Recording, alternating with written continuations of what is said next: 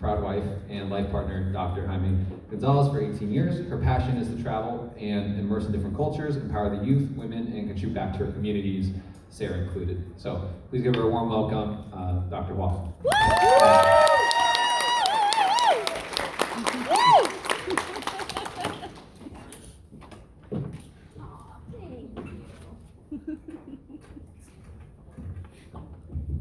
Hello, everyone. So last speaker of the day, it's always the hardest one being the speaker after lunch, but who's first time to SARE? Raise your hand. Yeah. Well, thank you everyone for being here. First of all, Nelson, and where's Annie? Is Annie in the room? Oh, she's out there. I am so proud of you guys, and thank you for, SARE putting this on. When I met Nelson and Annie, and I found out about the SARE community, I am involved in a lot of different multifamily and real estate groups. This is the most value add group that they just give, and give. And so people who are new to the industry, this is such a supportive community that just really wants to add value and give. And there's a lot of gurus, there's a lot of programs, some good, some not so good. But I talked to Nelson and he's like, my goal for this group is I've never seen a group of individuals in the real estate space that has so many young individuals. And so when I come and I see people like so young and so many Asians, that is unheard of. There is no other community that provides so much give back in teaching. And so I want to really say thank you to Annie and Nelson for creating this community, first of all. So everyone, please.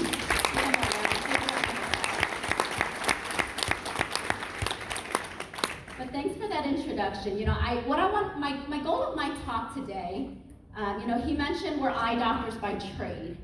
And so the real estate journey, I want to share with you guys the golden nuggets of what we've really taken into the world of real estate. When you're first starting off, and there's so much to learn about real estate. Some good advice, some not so good advice. And so what I want to do is just based off of our experience, the pros, the cons, and I want to show and share some of those, if I can collapse some of that time frame and share some of those nuggets. I would love to share that. Not so much the units and all of that, but what it really takes in this business to be able to go from being eye doctors to be able to transition fully into the real estate space. And real estate has truly been that vehicle for us to have the true time freedom and financial freedom and to go and do the passions for us to be able to speak and give back. So I want to share that journey with you guys and give you a little bit more in-depth focus on the syndication of what I wish I would have known. And still, even through this market, where you can still find great economic opportunities. I'm going to go through a specific case study during COVID when everybody was scared to purchase. And we were able to buy some properties at a really great discount. And they're rocking and rolling it. And so it's not all roses and butterflies and all this fancy, but it is absolutely worth it. And I will tell you that without this real estate vehicle, we wouldn't have been able to grow and help as many people as we are today. So, thank you.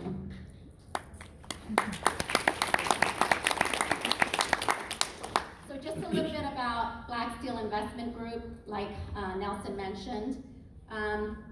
My life partner, AKA lover, could you stand up real quick?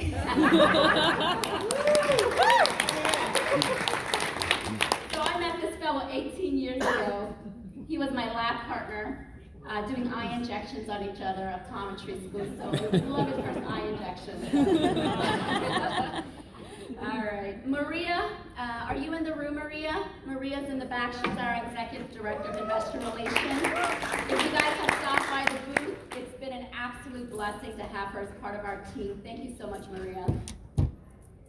All right, so this little girl right here, Athena, 8-year-old, is the reason why we went into real estate. And so we had 2 private practices that were successful, but you know what? We were working 60, 70 hours, grinding, hustling too. And it took us 9 years to have that little precious little girl. And when she came around, we were like, we know real estate's That's the vehicle to build wealth. We just need to figure out how to get there. And that little dog, thank you, Nelson, to having add that on for me. That's Coco. What? And so the bulk of our portfolio, we're based in Dallas. Jaime grew up there in Irving. I've been there the past 17 years. We went to school in Houston. We're there for 5 years. So Houston and DFW is really our prime markets where we're looking for opportunities. These are some of our portfolio. We focus predominantly on A and B class assets. And so we have the Grayson, that's 322 units in class A. You know, I really liked when Paul Peoples, I'm going to talk a little bit about Paul Peoples, and thank you so much, Paul, for being here today. And you know, it is such a relationship business because honestly, it's about collaboration. Real estate is such a relationship business, and everyone in the industry, you know, it is about helping each other. And when Nelson said this morning, bigger together, it is bigger together. When we started out in our real estate journey, we were still thinking really small, trying to do it all by ourselves. And we made a lot of mistakes along the way, all by ourselves. And it wasn't until we got into communities, and now that you have communities like this and resources of people who've been there, who have so much experience, 20, 30, 40 years of experience that you can leverage and ask questions, I encourage you to do that early on. Don't try to do it yourself in this business. Chartwell Court, that was actually our first co-GP deal, was this 243 units. At the beginning, we were looking for 8 units, 10 units, 12 units, 14 units by ourselves. But you know, our first multifamily was actually a 243 unit with a couple of other co-GPs. And so it's very possible. So I'm just gonna go through some of these. Here's Henry at Deerbrook, the Ranch at Sienna, the Rise at Elmside. So heavy in Houston. Uptown at Cole Park. I want to pause on Uptown at Cole Park. How many of you have come to the Dallas field trip and visited Uptown at Cole Park? And so we have a few. And so we've done 2 field trips. So I see some of you in here that have come over to the property. Uptown at Cole Park, we will have to thank Paul for this one so much. I mean, our partner Alan and Jaime and Paul personally, they don't just do lending, right? We're leveraging where he came out, he's been in the industry, he knows all the brokers, he knows all the deals, right?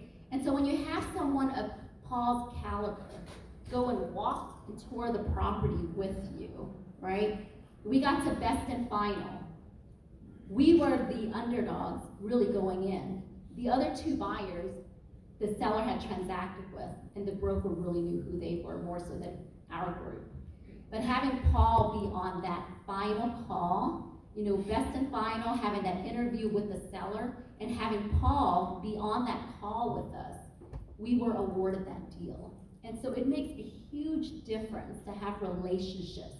And because he knew also our partner, and our partner already had properties that were doing well in the DFW, you want to leverage, and that's why the beauty of syndication is don't try to do it yourself. Partner with people who've been there, who have experience, who know the brokers, who know the management companies, who knows the lending, who knows, and you will make a whole lot less experience because it's not about winning the deal. That's what they teach you, how to win a deal. What truly is gonna matter is can you operate and execute your business plan? And are you hands-on doing the asset management? And that's really how this business, it's a business. It's not going in and you're just putting some money and letting it run by the management company. It's very hands-on when you're part of the GP team. But these are some other ones. The gallery at Katy, we bought that one about 2 years ago. It's only been a little bit over 2 years and we're putting that on the market for sale. And that's a good one that we have, and it's got good debt on it with interest only still left. So that's a good opportunity. Flint at 290. The Edison, Lionsgate went full cycle. We sold on that. A little less than 2 years, 1.8x multiplier for our passive investors. And that's out in South Carolina. And then this year's the first year we started doing new construction and land development. Salina is a suburb just north of DFW, about 20 minutes north of Plano. And that's been a really good opportunity for us to buy 21 acres, divide that up 10 and a half acres for new construction multifamily. We plan on doing 330 units. And then the other half, parceling those out and then doing those commercial retail. And we've had a lot of, we've already had 2 submitted LOIs. And we just closed on that 3 months ago. And so there definitely is opportunity. And so this is the time when when bridge debt is coming up and people have to sell. Just like during COVID, when institution was sitting on the sideline, we were able to get properties at 20 to 25% off in the Houston market. You know, those opportunities are coming up again. And so just like this land acquisition, we were able to get it. It's an emerging market. It's one of the fastest growing markets up there in North Dallas area. And you know, again, that was opportunity. We were able to buy it at a very low price per square feet. And we're getting so many offers for way more than what we had already expected. So, you know, they say you're lucky. And I was like, no, it's when preparation meets opportunity. You know, and so you have to be prepared. You have to keep yourself educated what's happening in the market and have a good pulse and be ready. So when the opportunity arises, that you have the liquidity and you have your teams and you have everything ready to go. I'm not going to spend too much time on what is a syndication, but just high level, I think most people, we've had a few speakers who already talked a little bit about syndication. So most of you probably should know it's just a group of investors pulling our money together. And so when Jaime and I started out on our real estate journey, we bought, who saw the message about Belize? Did you guys get the message about winning a prize about Belize? Yeah, so you guys got that email? Well, believe it or not, we did real estate the really hard way. 2015, we went on a girls' trip to Belize, and it was my first time. Went on this little island. I called Jaime and I said, we're buying something here. Now at this point, we had never bought real estate besides our primary homes. Like, we had not actually invested in real estate. And he's like, whoa, don't buy anything yet. And we go back and forth, you know, we do our due diligence. We do some real estate field trips. And I was like, I'm in love with this place. Like, we're buying something. And so we've decided to buy land, hire an architect, design and build our dream home over there. And we said, you know, we would vacation every few months, and then when we're not there, we'll rent it out, short-term rental. And that was really how we started our real estate investing. But it was all our own money. We bought the land. Financing at the time was 13% in Belize. And I was like, that's too high. We paid cash for everything. We didn't have partners. We bought the land. We built the house. They said 6 to 8 months. Well, that took like double or more of that time, right? And so we learned the hard way. And we bought more land and bought more land. And until we were educated about syndication, I'm like, what? You can pull money together and like put 50 grand and have someone else do the work and make money? Like, is that a real thing? And that's how we started learning about multifamily syndications. And we started off as passive investors. And we got into the community and started learning about people who were in this business doing just everyday people. It wasn't rich folks. It was everyday people from all walks of life. They were doctors, they were engineers, they were teachers. I mean, they were all walks of life. I'm like, the average Joe are doing syndications. How is that possible? And so once we got educated in learning how this business really worked and who the good people in the industry and how they were doing the business, our goal was to partner with those people who had experience and had a good track record. How do we get to partner with those folks? And so we strategically, passively invested with them with the hope that we could become co-GPs one day with them. And so that was kind of our foot in the door. Multifamily is not an easy space to get your foot in the door.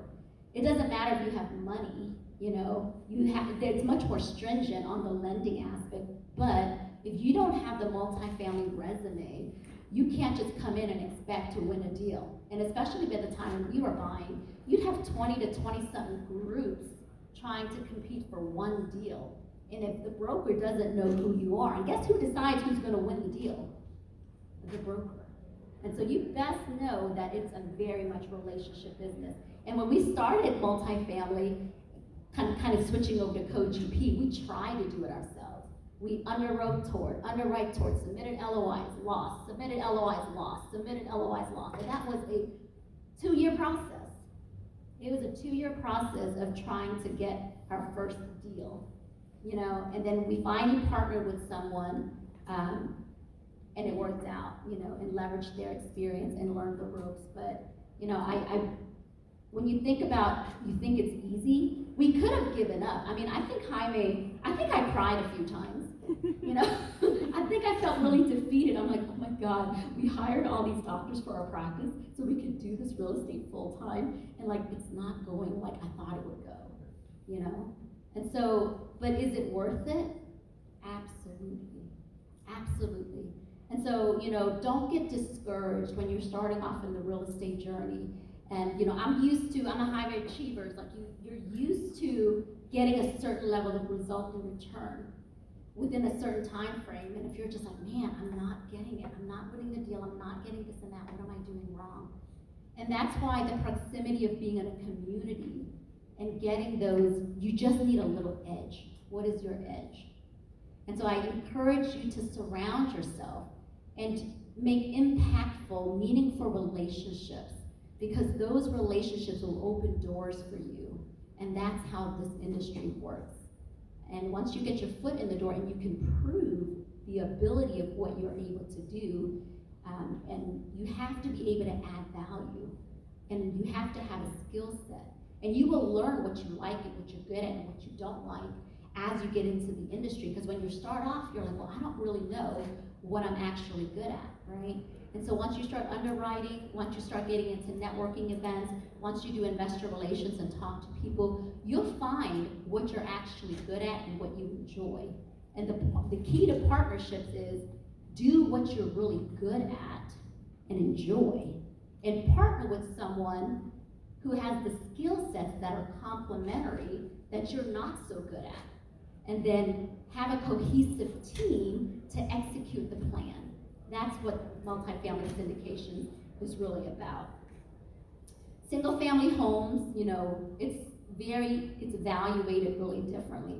So if you have a value add opportunity for apartments, and you can increase the income, increase the rent, whether you're renovating interior, exterior units, improving the management, improving the security, and doing those types of things. If you can increase the profit margin, what we call the NOI, the net operating income, that's how your property is going to be evaluated instead of like a single family home comp, right?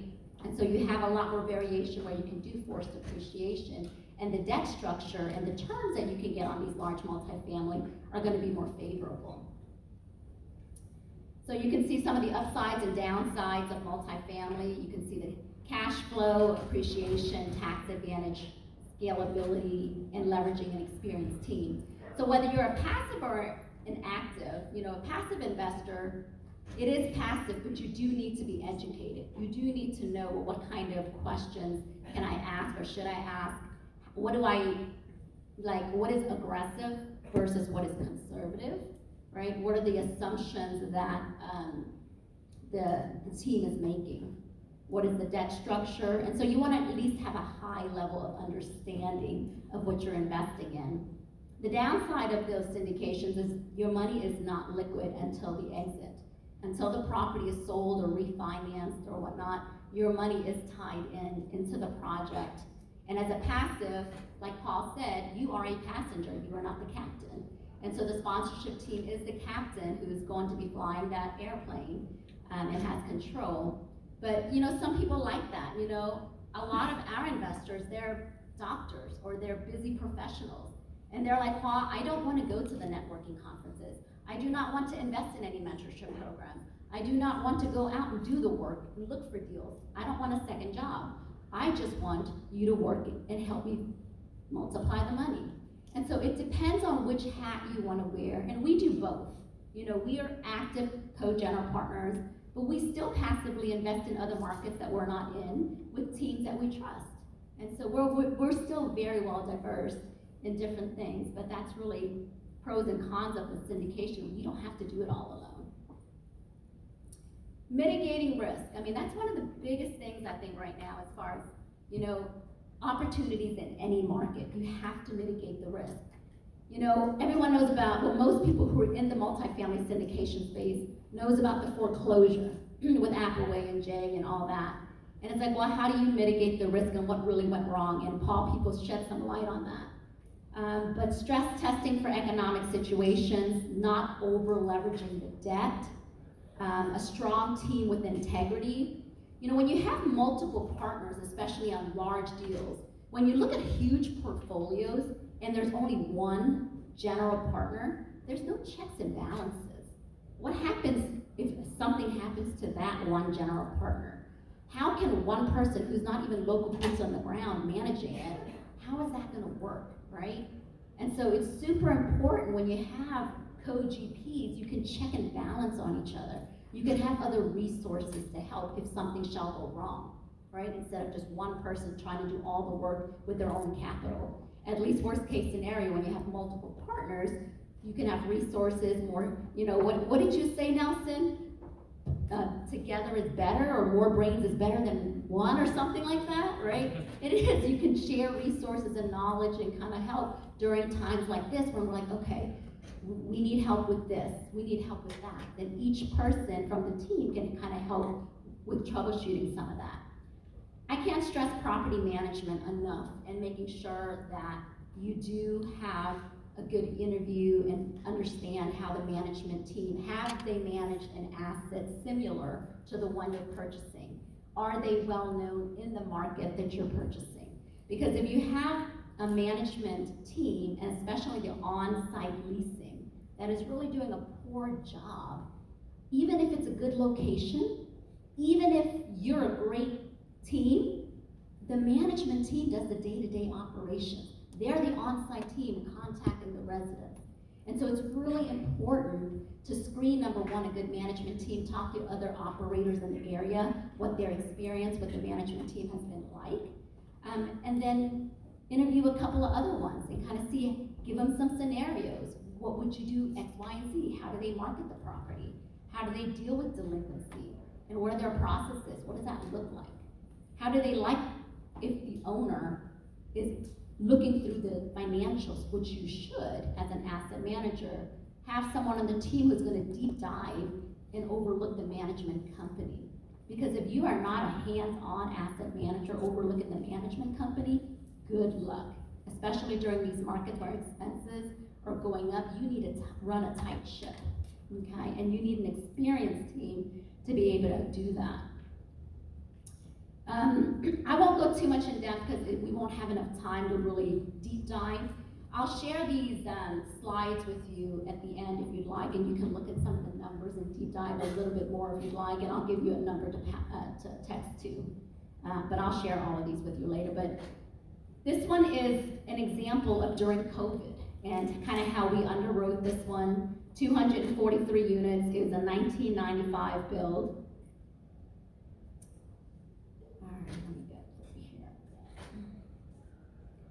You know, we were really fortunate on this one. On this one, we didn't do bridge. Most of the properties after this, the majority of them are going to be bridge debt. But one of the things we fortunately did do with bridge debt is we purchased an interest rate cap. And so with bridge debt, although it's a short-term loan, 3 + 1 + 1, we purchased an interest rate cap on all of them, at least for 2 years. I wish we would have bought it for longer, because back then it was really cheap to buy an interest rate cap. Where now, you know, what we used to pay $100,000 for, we're going to pay more than $1 million for, right? And so, but who would have known the interest rates were going to go up that rapidly? And so the foreclosure project did not have an interest rate cap. They had one partner in a high crime area, did not do a good job managing the property. He was not a hands-on operator. And so there was a lot of things, and there was preferred equity that was involved. So it's a very different structure, and so you want to see, like, well, how can we study what went wrong, and how can we make sure we don't repeat that, right? But we were lucky to get a Fannie Mae debt, and this was 12-year term, 4 years of interest only at 3.4%. And so this was a really good project. We've been able to really cash flow really well on this one. We purchased it for $25,850,000, so 106 a door. Going in cap rate was 5.8, exit cap was 6.75. That's kind of how we underwrote it for. And this project is doing well. Now, we do have some projects that was bridged, right? And the challenge with that is, like Paul mentioned, cash flow and distributions. Most of our deals that are in the newer acquisition time within last year or so, either we did not distribute to be sure we have enough cash reserves on hand, or it's time to almost purchase another interest rate cap, and we were distributing, but we stopped to make sure that we have enough cash on hand for the next interest rate cap purchase. And so that's something that you want to make sure that you communicate, you send out letters, and we do, like Paul mentioned, every month we send out our financials, and the management company gives us usually 40 to 60 pages of detailed financials. We share that with all of our investors. The numbers are very transparent on every single dollar, where money's going in and where money's going out and what's happening to the project. And then I think that's very important. If you're investing with anybody, you need to make sure that they're transparent about their financials. And if you're asking them for something, they should be able to provide that to you. So transparency and communication. If you ask a question, make sure that someone on their team is actually responding. And it's a red flag in the beginning if they're not doing a good job communicating back with you. Once they have your money, good luck with that. And so it's important that you make sure that you ask who's part of the team. You may trust the one person that you're investing with, but really, who's going to be managing this asset? Who's boots on the ground? Is there somebody locally who's going to go check on the property and physically look at the property and check the quality of the work that's done? And so this is what's called the T12, and you'll kind of see it like this. And I just want to kind of show you high level the total income and how we kind of estimate the value of a property. And so this is just high level, and these financials are older because I did this on another presentation and I didn't want to redo it, so I kept it the same. But total income, total expenses, and so the NOI is your total income minus your total expenses, and that's how you figure the NOI. And so the NOI on this property is 1.983. Who remembers how much we purchased this property for, roughly? 25, right? Close to 26, right? And so if we just kind of do high level NOI minus, and the valuation of the property, so you have the total income minus the total expenses is the NOI. The valuation of the property is the NOI divided by the market cap rate. And so let's just assume, when I did that example, then it's 1,983,000 divided by the 5% there, and you're looking at roughly 39. So if it's 5 or 5.5, it's going to adjust, but let's just assume it's about a 5%. And so that's from 39 million, and we purchased it for close to, say, 26 million. And so you can see just the profit margin of how these, this is just an example of how you make money in the multifamily space, right? And this was the numbers from the T12 in June of 2022. And so it was less than 2 years with that kind of profit margin already. And we're much higher than this already for this year. But this is how we kind of underwrote it during COVID. We did pretty much year one. We didn't do much of an increase. You can see the total income growth. It was pretty flat. We assumed it's going to be a 1.3% income growth for year one during COVID. Obviously, it did a whole lot better. And so for the economic vacancy, traditionally most people put maybe 10% or so. We staggered it down 17.5, 16, 13, 12, and 11. And so because we did the conservative underwriting, even though property taxes and insurance and whatnot have gone up, we've been able to exceed our rent growth projections, and because we underwrote it with such a high economic vacancy, this property has maintained above 95% consistently. And so it's doing better than expected. All right. important factors to consider when you're sourcing a deal. I mean, I can't stress enough about location, location, location.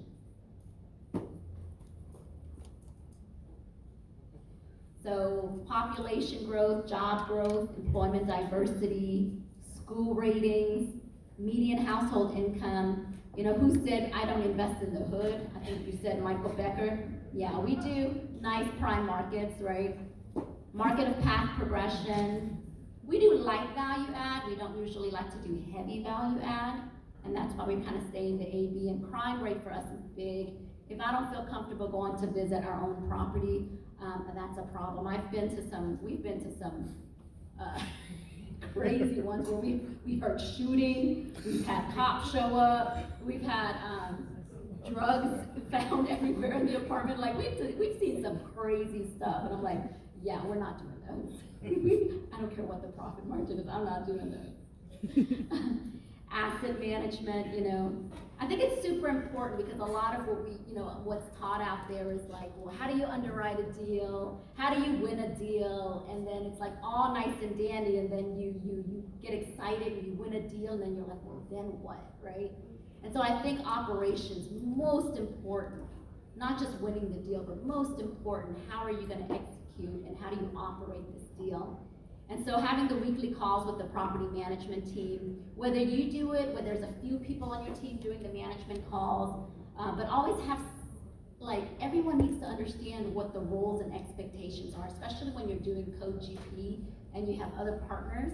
Make sure it's clear cut, like who's responsible for what, right? Budgeting pro forma versus actual, what steps do you need to adjust? And some things you can control and some things you can't. Right? And so what can you adjust to kind of go where the numbers are still gonna work out? Physically visiting the property, I can't stress that enough. Reviewing the financials in depth. I mean, we've had situations where the property management company was putting expenses on our stuff that was from another property that we didn't own, that they managed. And so if our asset management team was not on top of looking and deep diving into the financials, those would have been missed and we would have just continued on. So you have to make sure you keep up with the numbers, have KPIs, and track those weekly. Consistent pulse on the costs, what's around you, what are they doing, are there concessions, is there new construction being built around there? And the marketing, you know, what's the property management currently doing to market your property to increase occupancy and keep, you know, retention on the property? Individual roles, consistent reporting to investors, I think that's super important. The, you know, communication.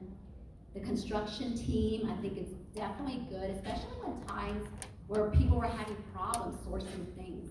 You know, they were having a supply shortage, you know, so having a company that has access to get supplies in a timely manner for you to be able to do the renovations. You can't increase the rent accordingly if you don't have the renovation and the supplies for you to turn that unit, right?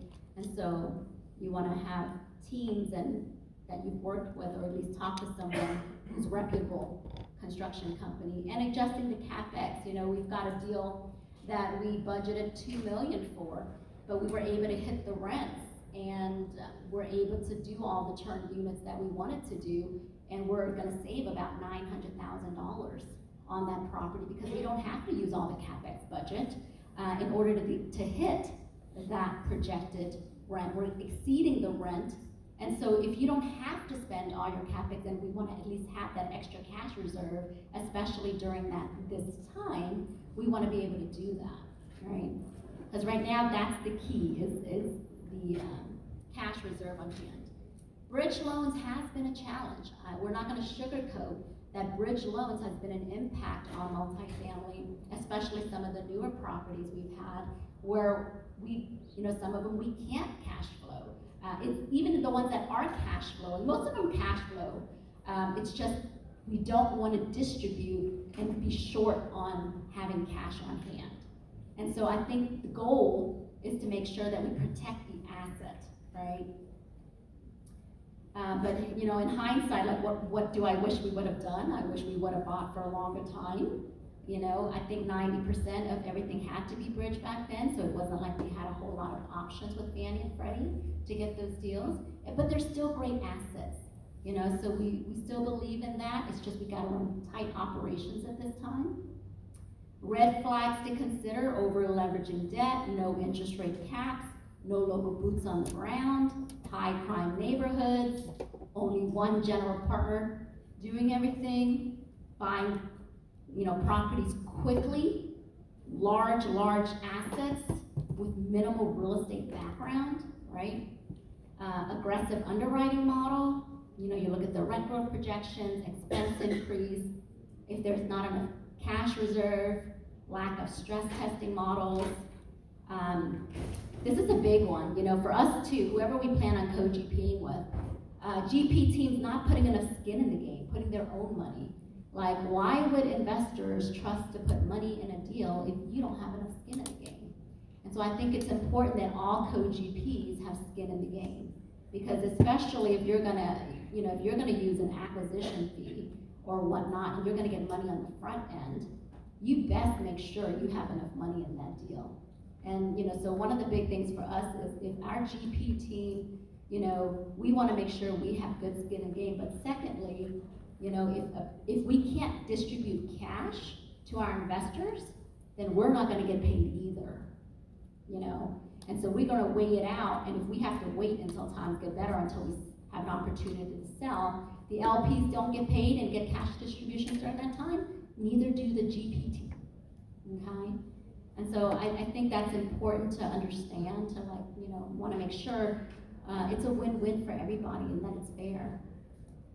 Finding opportunities in any economic time. I think Paul mentioned it, you know, this is the time where I think we're gonna get really good opportunities coming up. You're gonna be able to buy at a discount. And, you know, this is the time to get your teams, get your equity ready, because, you know, when everybody's fearful, like COVID, we purchased so many good opportunities during COVID because everybody was scared and sitting on the sideline.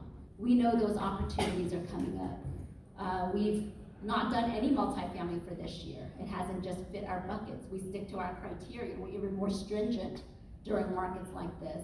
But be patient and be ready for when opportunity does arise.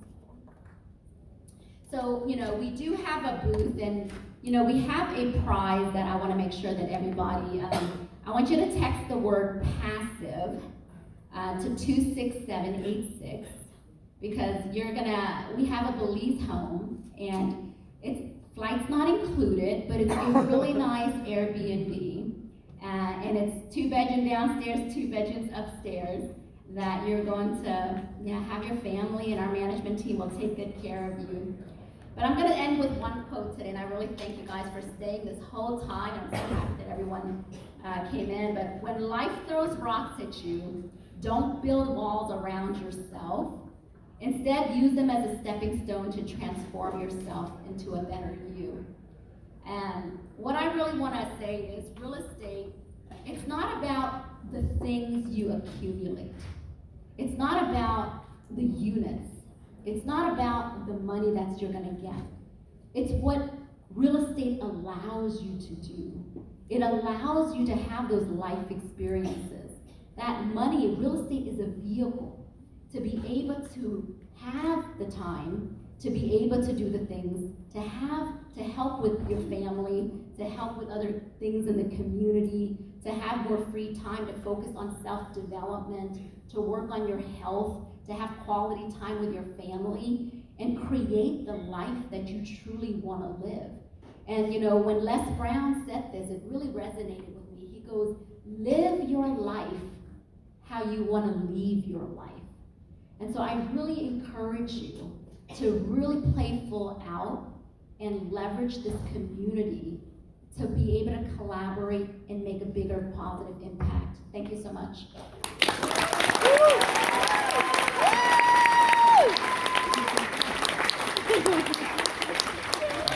Y'all want to believe. Thank you for coming for our first day. We're going to close out here.